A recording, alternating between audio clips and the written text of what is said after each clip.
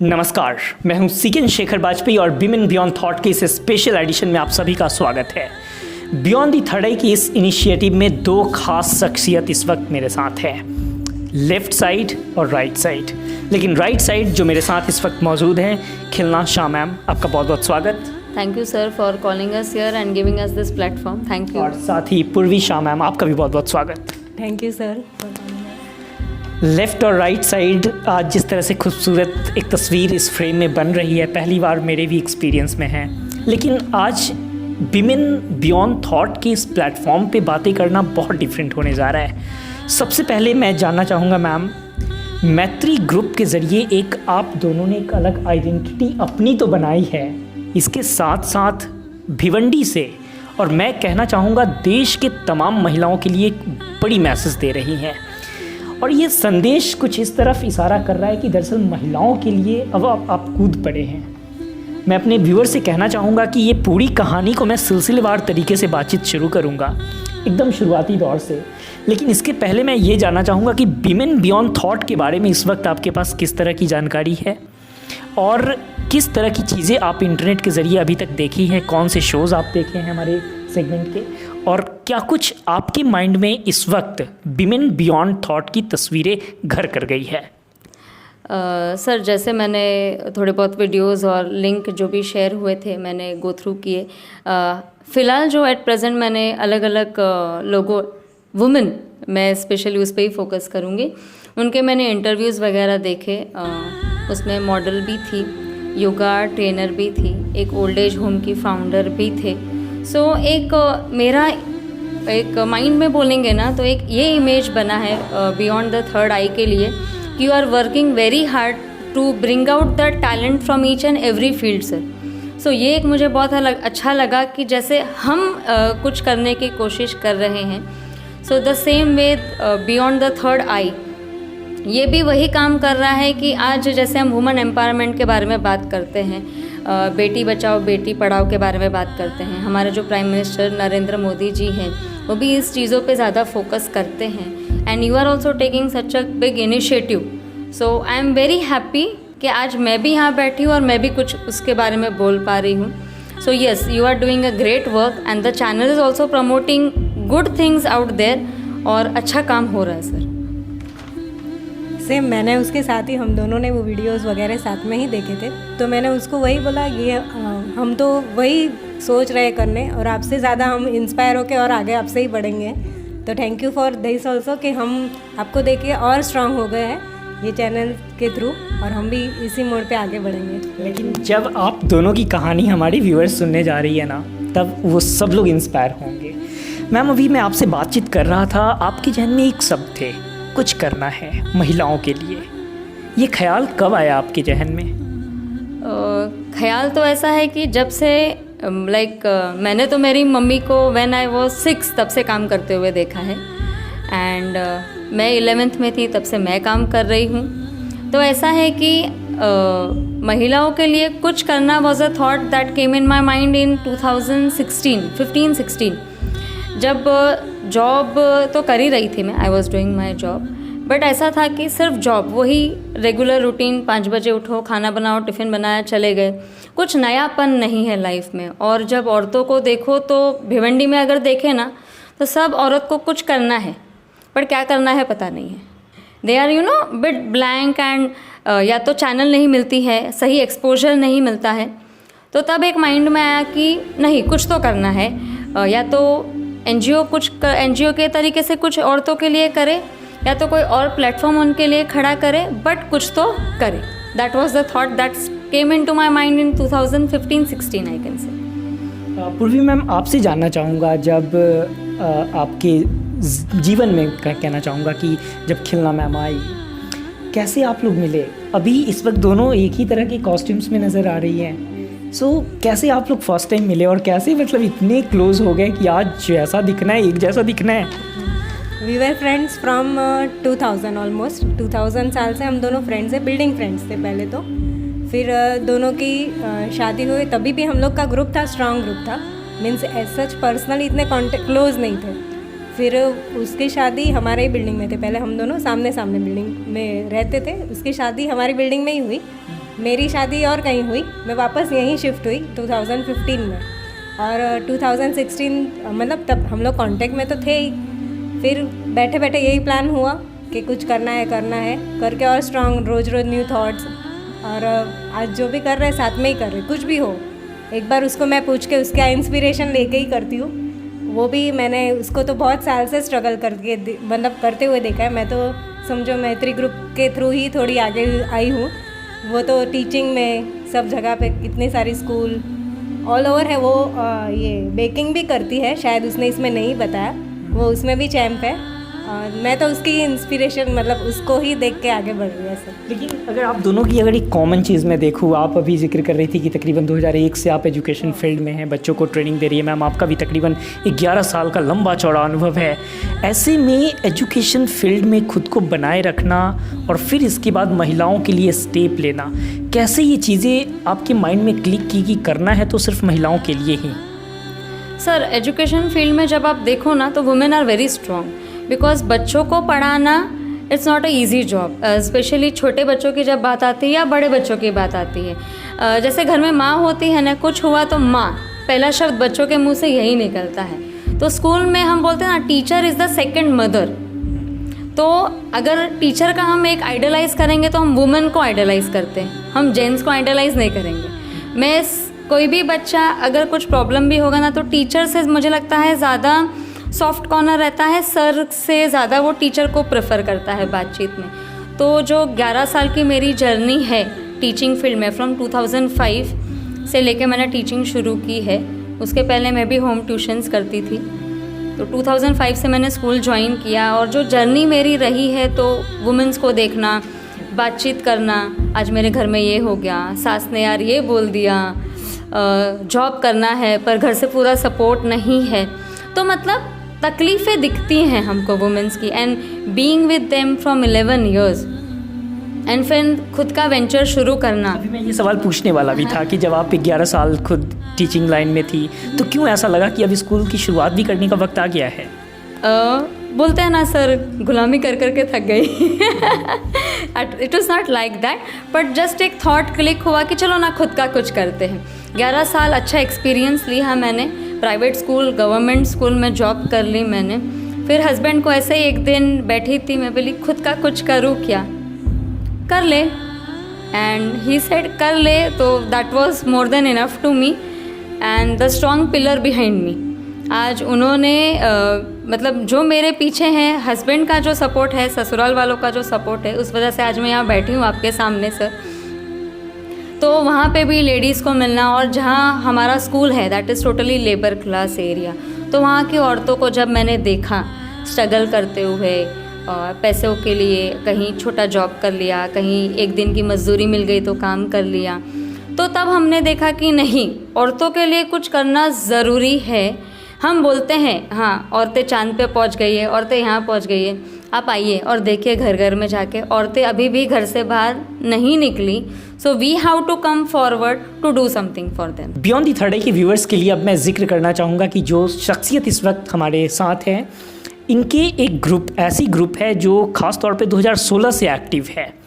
महाराष्ट्र की धरती पे एक ऐसा कार्य कर रही है जो ख़ास तौर पे महिलाओं को गैदर करने के साथ साथ महिलाओं के कई बड़ी इनिशिएटिव में पहल भी कर रही है।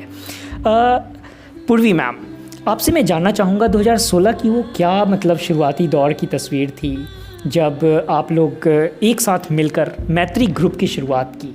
कैसे आप लोगों के जहन में ये ख्याल आया और फिर आगे की बातचीत? हम लोग जैसे ऐसे ही बैठे थे, हाफ एन आवर के लिए ऐसे बैठे टाइम पास कर रहे थे, तो मैंने उसको बोला कुछ करते हैं। आप कहाँ मिले थे, कहाँ मिले थे? मेरे ही घर पे, बिल्डिंग में हम लोग रहते हैं, वहीं पे मेरे घर पे बैठे थे। वो फ्री हुई और आए, शाम को हम लोग मिलते हैं। तो ऐसे तो आप कब क्या काम करके फ्री हुई थी? मैं बस वही स्कूल का थोड़ा बहुत काम और घर का काम ख़त्म किया। शाम के वक्त कैसा इतना कुछ नहीं रहता है, तो I just wind up with my school activities and all. फिर फ्री थी तो मैंने बोला चलो। क्या सोच के गई होंगी घर पे? गप्पे मारने जा रही हूँ। Really? Yes, the thought was गप्पे मारने जाना है, अभी फ्री हूँ, डिनर को टाइम है, तो गप्पे मारने में हम दोनों बैठे थे और गप्पे मारते मारते मैत्री ग्रुप का जन्म हो गया, हम बोलेंगे। कैसे, वो नाम कैसे आया? एक्चुअली मैं तभी एकदम फ्री मीन्स मैं ट्यूशन्स भी वो साल नहीं ले रही थी। तो मेरे हस्बैंड भी तभी आए, तो वो भी बोल रहे थे तू पूरा दिन कुछ कर रही है, इसको भी कुछ करवा। अभी अचानक बैठ गई है तो उसने भी कुछ सजेशन दिए क्या करेंगे। तो हम लोग ने सोचा एक बार ये ट्राई करके देते हैं, एग्जीबिशन से स्टार्ट करते हैं। बस तभी से वो दिन ये एग्जीबिशन कैसे ख्याल आ जाएगा? ये बहुत भारी भरकम काम है, इतना सिंपल तो नहीं है। नहीं मतलब बोलते हैं ना कि लेडीज़ का दिमाग जो होता है ना, आपको पता नहीं होता कहाँ दौड़ सकता है सर। उनकी सीमाएं नहीं होती। Ladies brains don't have any particular limitations और a path, they can run in any directions, they just want to channelize them. तो वही था कि बैठे बैठे कि क्या करें, मतलब लेडीज़ के लिए कुछ करना है और हम भी पूरा दिन उसमें इन्वॉल्व हो जाए, ऐसा कुछ करना है। एक क्वेश्चन यहाँ और उठेगा, did you get any kind of inspiration from anyone else? Like एक ग्रुप था जो करता था एग्जीबिशन, पर उनका जो था वो उनके लेवल का था, अभी उन्होंने करना बंद कर दिया है। बट हमारा जो है लाइक उनको देख के हमने सोचा कि चलो ये लोग कर रहे हैं तो हम क्यों ना करें, ट्राई करते हैं, एक बार हाथ तो डालते हैं इसमें। सक्सेस हुआ तो we will climb the stage, success नहीं हुआ तो कहीं और मोड़ लेंगे अपने आप को। It was a grand success. मैं एक चीज़ जानना चाहूँगा, जब 2016 में शुरुआत होती है, लेकिन आप लोग की दोस्ती कौन सी ईयर में हुई थी? 2000 ईयर 2000। 16 साल पुरानी दोस्ती एक पार्टनर के रूप में तब्दील हो गई। लेकिन मैत्री ग्रुप का नाम कैसे आपने फाइनलाइज की? मैत्री group is a name given by one of my friend, जो एक इवेंट डेकोरेटर भी है, इवेंट मैनेजमेंट में है वो लोग। सचिन नाम है उसका, मैं उसका नाम लेना चाहूँगी। Sachin, thank you very much. मैंने जब उसको बताया कि सचिन हम दोनों ये सोचा है बट हमको नाम नहीं मिल रहा है, प्लीज़ हेल्प अस आउट। तो बोले तुम दोनों क्या हो? मैंने बोला हम दोनों फ्रेंड्स हैं।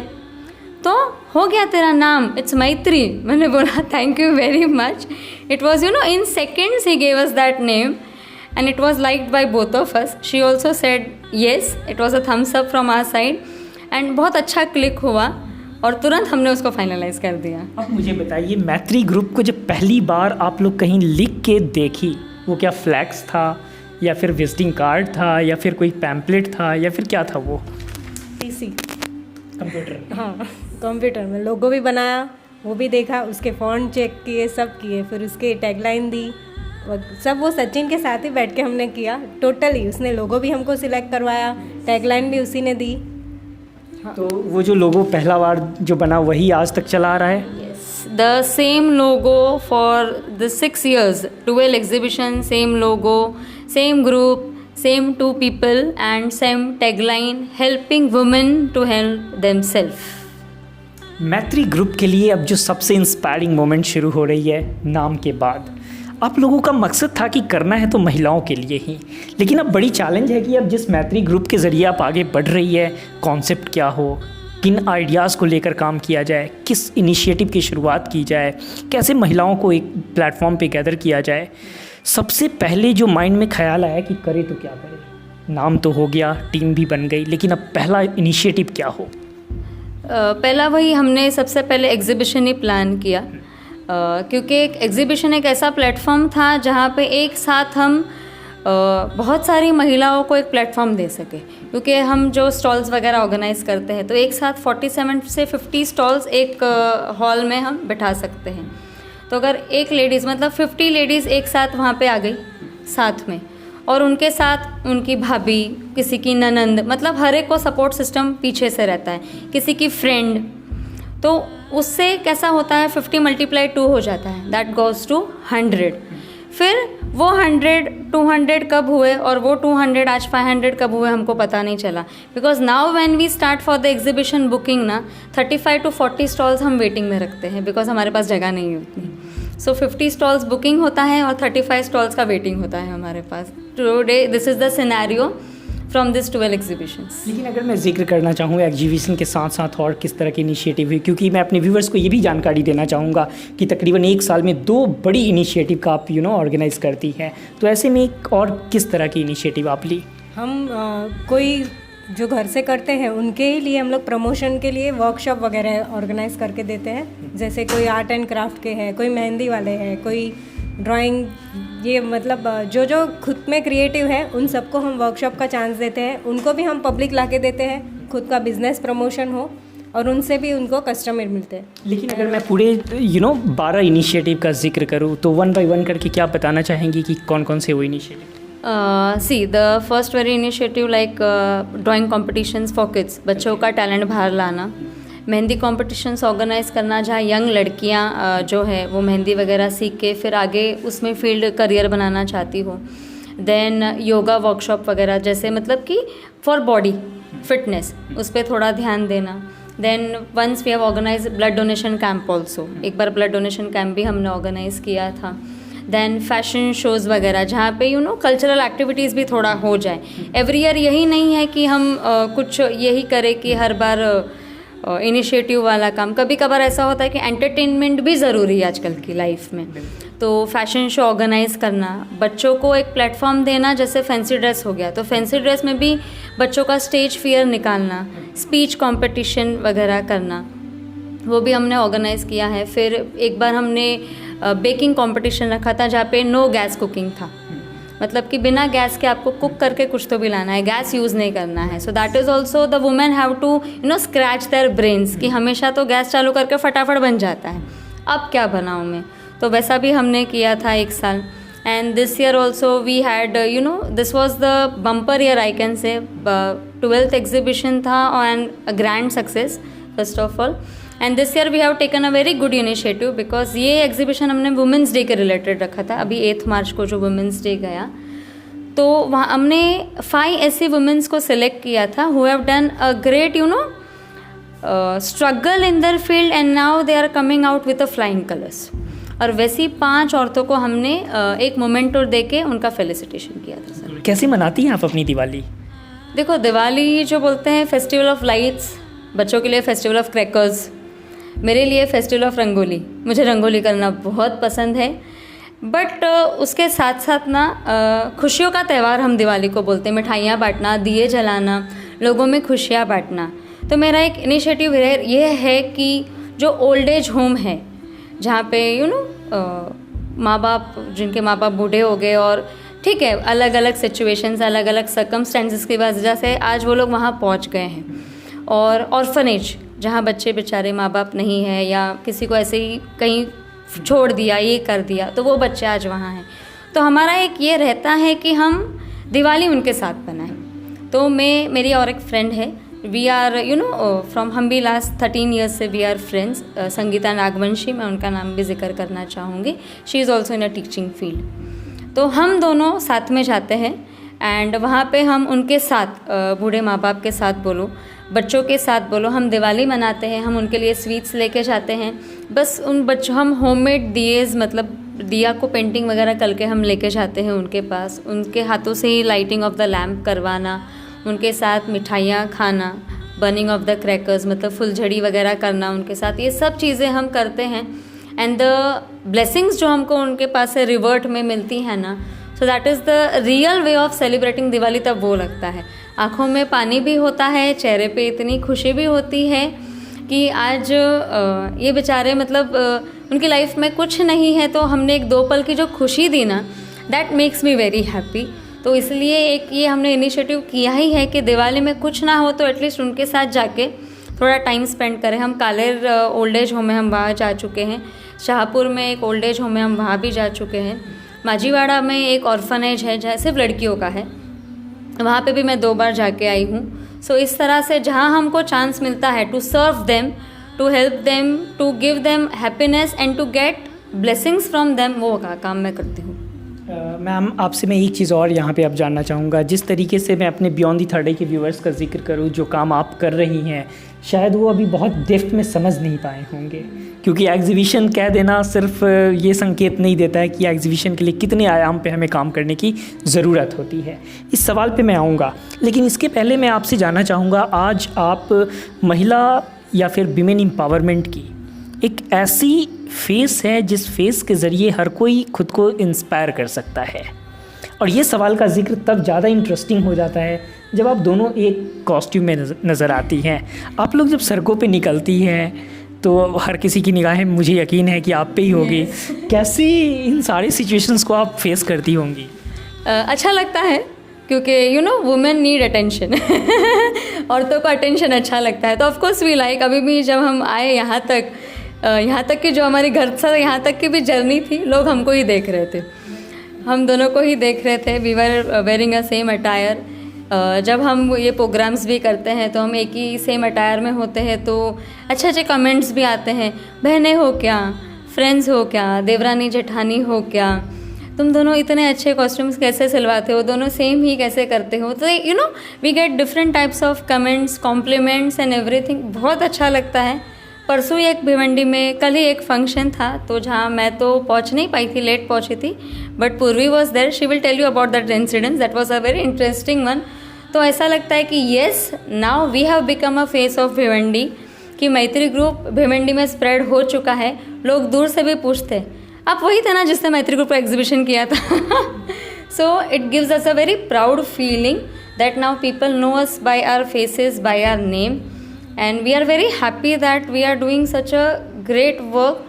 तो उससे ना एक अंदर का जो सेटिस्फैक्शन है ना, आई एम गेटिंग। इंसिडेंट का मैम जिक्र कर रही थी, जरा बताइए क्या था वो। कल ही हमारा एक फंक्शन था, जैसे हम लोग जैन हैं, तो कल हमारे मंदिर में प्रोग्राम था, तो मैं जैसे ही गई वहाँ पे, आप वो मैत्री ग्रुप वाले ही हो ना, एग्जीबिशन करवाए, और थोड़ी आगे गई तो आपके पार्टनर कहाँ पे है, आप अकेले क्यों हो, वैसे तो तुम दोनों साथ नहीं आए, ऐसे सेम ड्रेस पहन के नहीं आए, आज साथ में नहीं हो ये फंक्शन में, वैसे तो ऐसे अच्छा लगता है कि हम दोनों साथ में। अभी खिलना ने बताया कि वहाँ से यहाँ तक हम आए, तो मैं उसको वही बोल रही हूँ, अपन ऐसे जा रहे हैं जैसे कुछ फैंसी ड्रेस पहन रहे हैं सब। बाइक, हम लोग एक्टिवा में थे, साइड के बाइक वाले भी हमको ऐसे देख रहे थे, कुछ क्या अलग कर लिया हम लोग ने, तो वो अच्छा लगता है। और एकदम ऐसे पूछ रहे, आप दोनों का कुछ है, आज कुछ इवेंट है, साथ में जा रहे हो, ऐसे कैसे जा रहे हो, ऐसे। क्या बात है। लेकिन एक बात बताइए, आपकी जो पर्सनालिटी है वो कंप्लीट देखिए तो एक प्रिंसिपल वाली वो पर्सनालिटी, मतलब मैं नॉर्मली जितने प्रिंसिपल को जानता हूँ, एकदम अपने ऑरा को मेंटेन करना, एक एटीट्यूड शो करना, बेशक वो पढ़ाई कराए, मैं तो बहुत क्रिटिसाइज़ करता हूँ।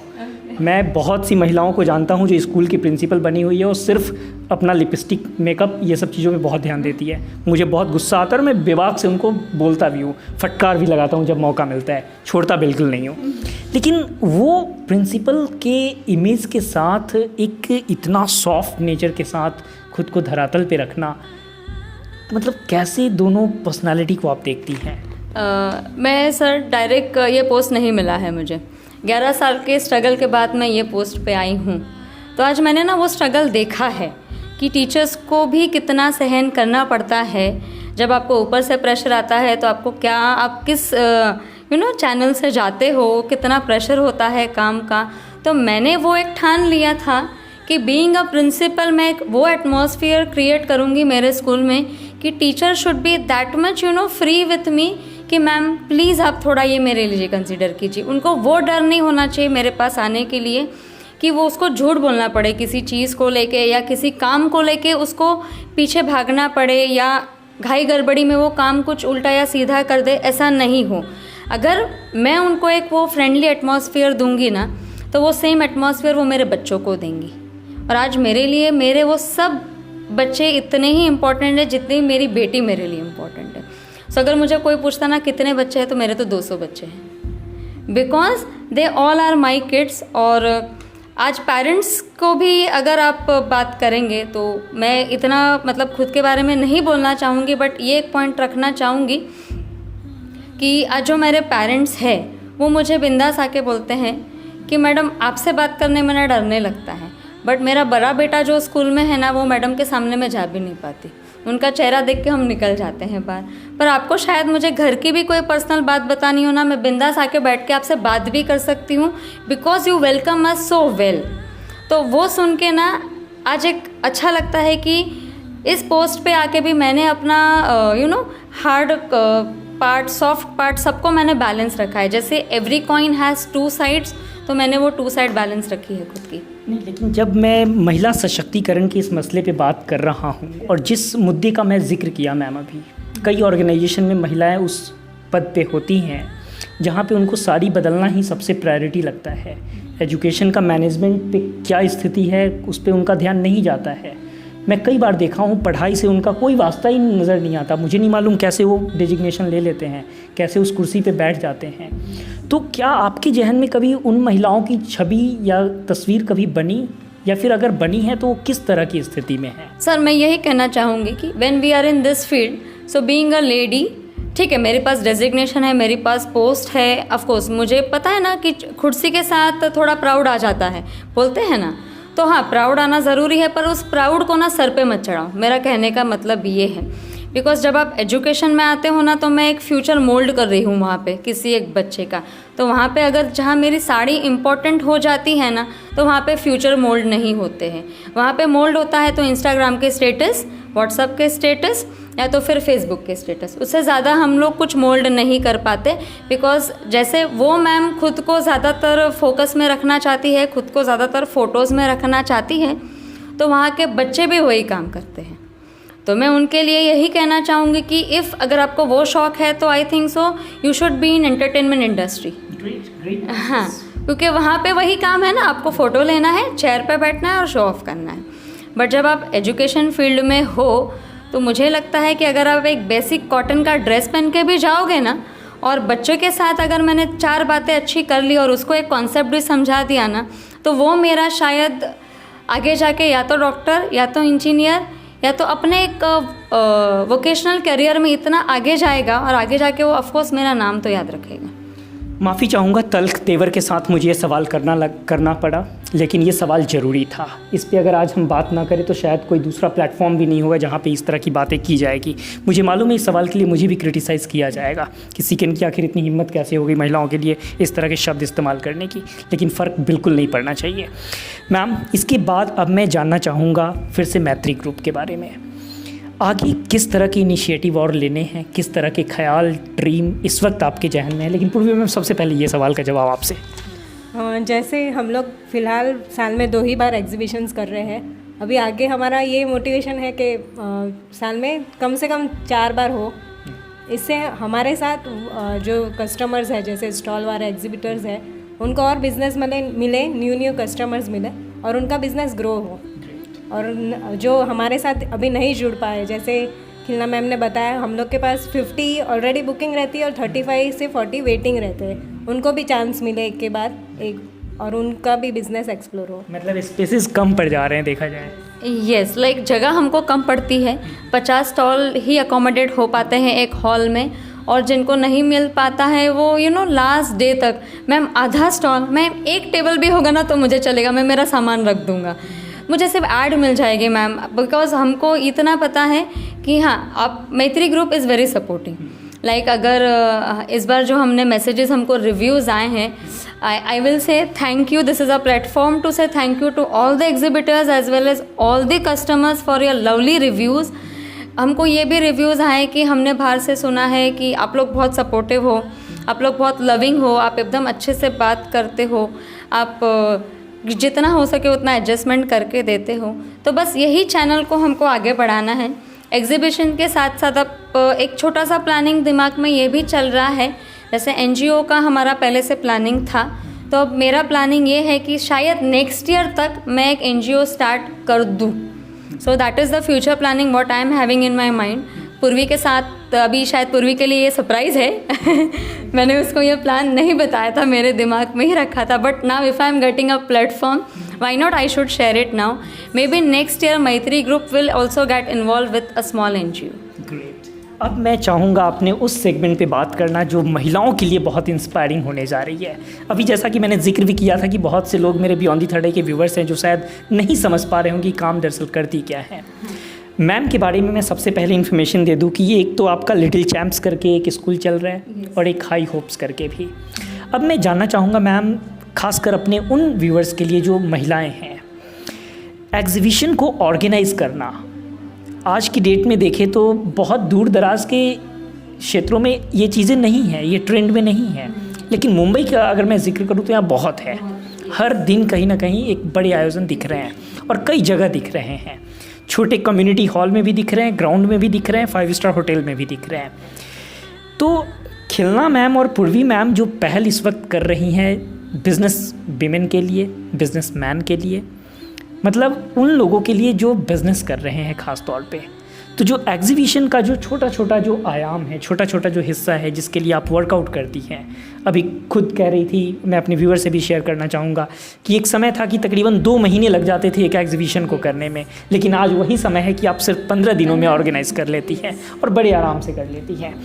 तो अब सवाल है कि किस तरीके से करती हैं ताकि महिलाओं को ये संदेश मिल सके कि वो काम वाकई डिफरेंट है और अब मैं भी कर सकती हूँ, क्योंकि खिलना मैम कर रही हैं, क्योंकि पूर्वी मैम कर रही हैं।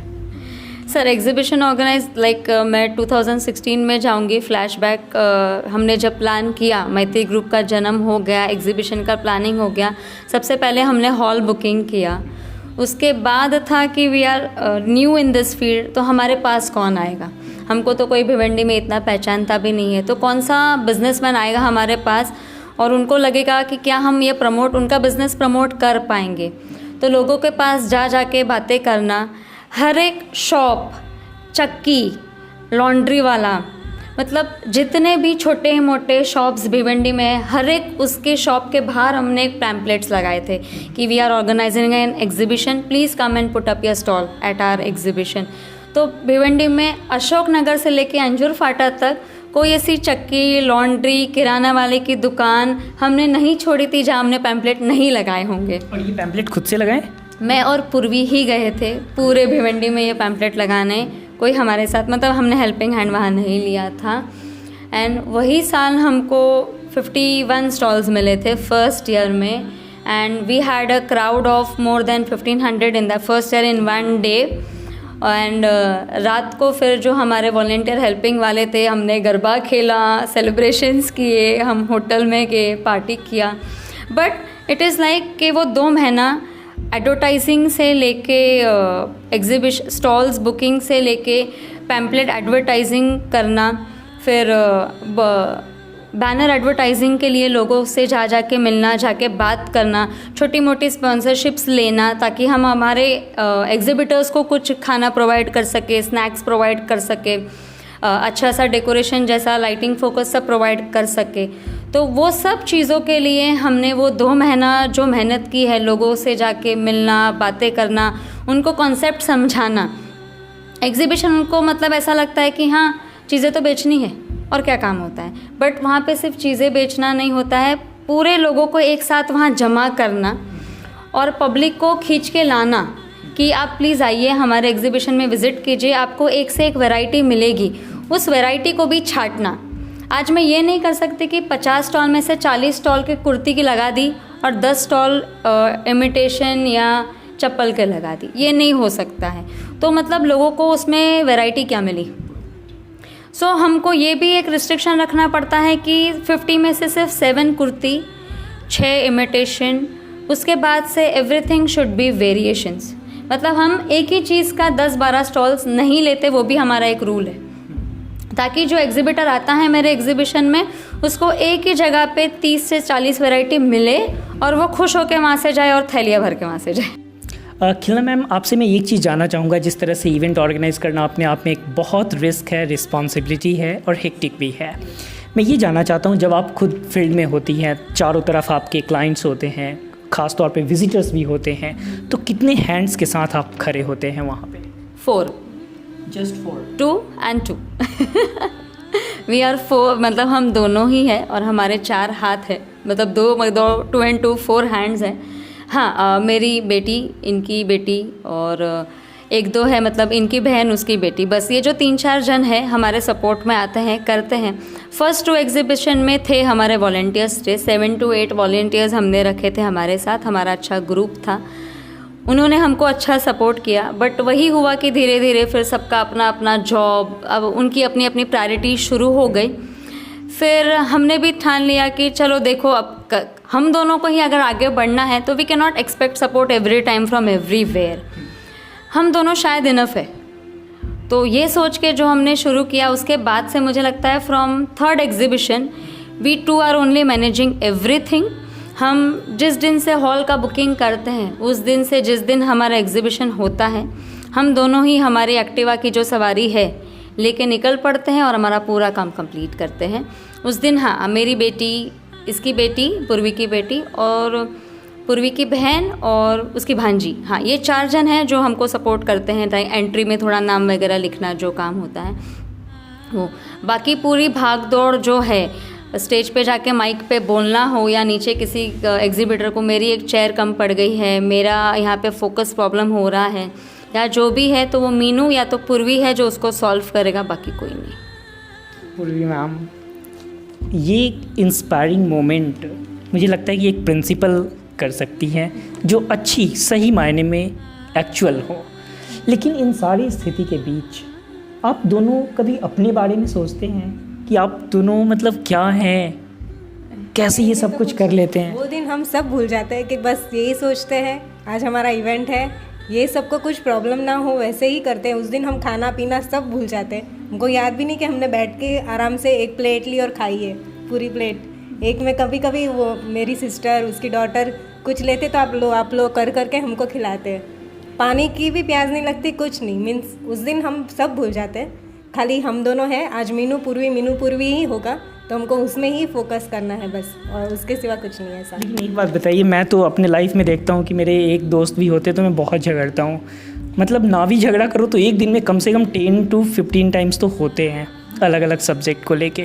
कभी आप लोग के बीच ऐसी?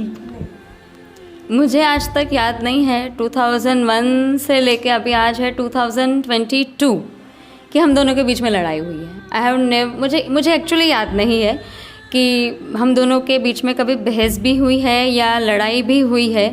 कुछ ऐसा लगता भी है ना हमको वो पॉइंट पे कि कुछ समझ में नहीं आ रहा है या टॉपिक से हम कहीं और जा रहे हैं ना, सो हम बोलते हैं चलिए काम कल करें क्या, विल क्लोज इट, हम वो टॉपिक वहीं बंद कर देते हैं। Because we don't want us to, हम हमारे दिमाग को ना कहीं और दौड़ाना नहीं चाहते, बिकॉज हमारे दिमाग में बहुत से ऐसे काम हैं जिसको हमको लाइव एक्शन में लाना है।